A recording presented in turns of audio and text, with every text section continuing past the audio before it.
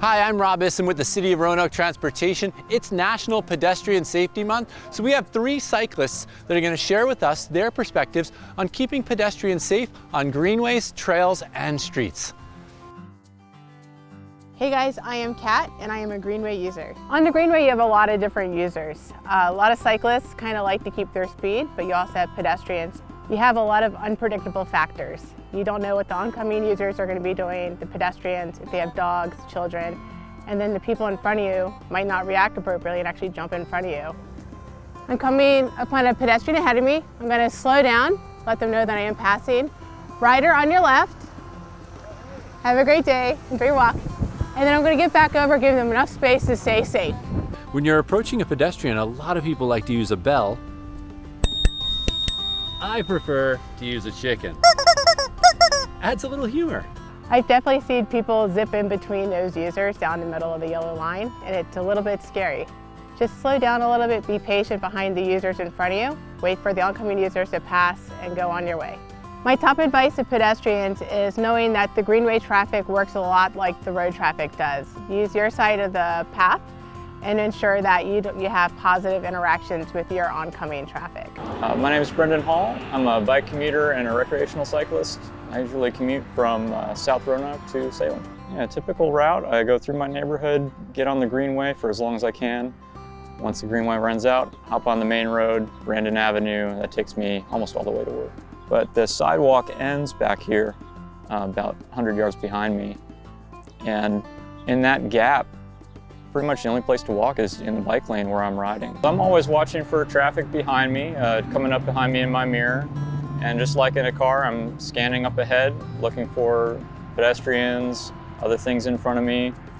When I see something like that, I slow down. If I need to, I'll take the lane next to me and make sure that it's clear and give them as much space and respect as I can.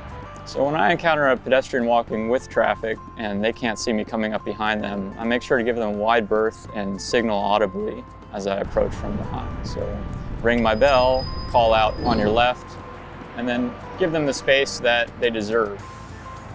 It's not just I'm a cyclist and they're a pedestrian, but this is a human-to-human interaction that we're going to have here. And I want to approach it with the maximum amount of empathy that I can. My name is Renee Powers. I'm the Trails and Greenways Coordinator for Roanoke Parks and Recreation. And in addition to being a pedestrian, I'm also an avid mountain biker. A lot of times you are moving quicker than someone who's on foot or on horseback on a bicycle. So it's really important to be aware of your surroundings.